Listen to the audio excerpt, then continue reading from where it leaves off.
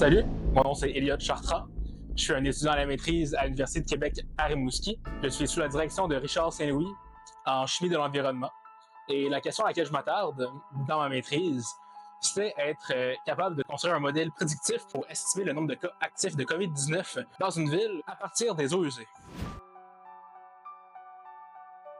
Mon sujet de recherche, c'est d'identifier et quantifier des biomarqueurs dans les eaux usées pour être en mesure d'augmenter la corrélation entre le nombre de particules virales de la COVID-19 dans les eaux usées et les cas actifs dans la population. Cela est fait avec plusieurs méthodes différentes, des méthodes génétiques, des méthodes des chemins analytiques aussi.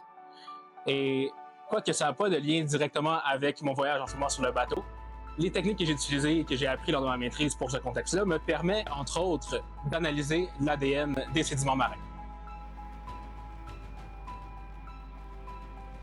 Sur le bateau, mon équipe s'attarde principalement à l'échantillonnage des sédiments marins. Donc ça, c'est fait à partir de carottes de sédiments, plus précisément des gravity core et des box core. Donc ça vient faire des carottes de sédiments n'importe où entre une quarantaine de centimètres et idéalement, dans des cas parfaits, de 9 mètres. Donc ça, c'est ce qui va nous permettre d'avoir un bel échantillonnage de sédiments sur une longue période de temps également, qui nous permet d'avoir plusieurs échantillons pour ce qu'on veut faire avec l'ADN environnemental.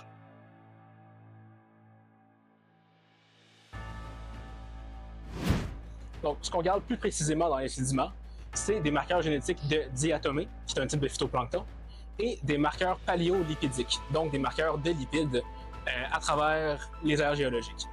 La raison pour laquelle on le fait dans l'Arctique, c'est que l'Arctique, c'est un environnement qui est beaucoup plus susceptible au changement climatique. Et notre but principal dans la recherche des sédiments marins, c'est d'estimer la quantité de carbone qui est séquestrée de l'atmosphère à l'océan et de l'océan aux sédiments. Et ça, c'est fait à partir des diatomées.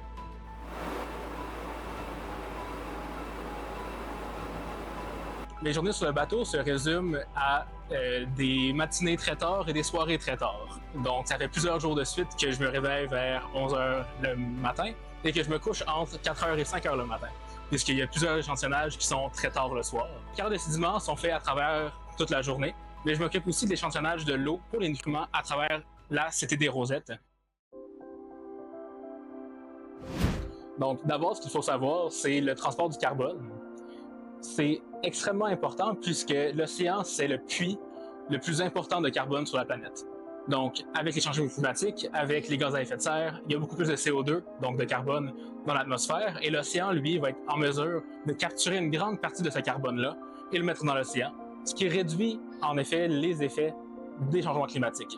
Donc, en ayant une mesure de la séquestration de carbone dans les océans et ensuite dans les sédiments, on est capable de mieux mesurer, mieux d'évaluer et mieux prédire les effets des changements climatiques qu'il va avoir sur l'environnement basés sur les productions de gaz à effet de serre.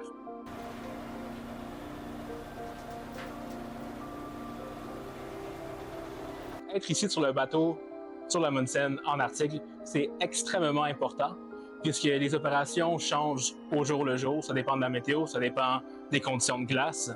Donc, c'est super important de toujours être ici lors de l'échantillonnage pour assurer que d'abord, l'échantillonnage se passe adéquatement, mais aussi pour contrôler le nombre d'échantillons et la qualité des échantillons. Puisque, dépendant des stations d'échantillonnage, la qualité des sédiments peut diminuer ou augmenter. Donc, si à une station, la qualité est moindre, il faut s'assurer d'avoir d'autres stations qui ont des bonnes qualités de sédiments pour avoir le nombre d'échantillons qu'on a besoin pour nos études.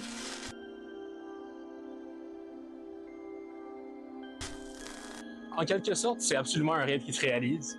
J'ai toujours voulu voyager et faire de la recherche, et c'est exactement ce que je fais aujourd'hui. Je voyage dans l'Arctique, je fais un échantillon pour la recherche que je vais futurement analyser, donc c'est parfait.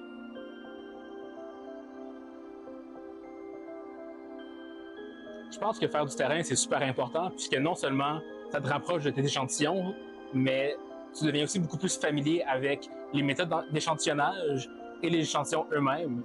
Et aussi être ici dans l'article, voir les différentes stations, voir les différents échantillons, ça permet d'avoir une meilleure vision et une meilleure compréhension aussi de ce qui va peut-être se retrouver dans les échantillons avant de les analyser, ce qui permet au final d'avoir une meilleure interprétation des données.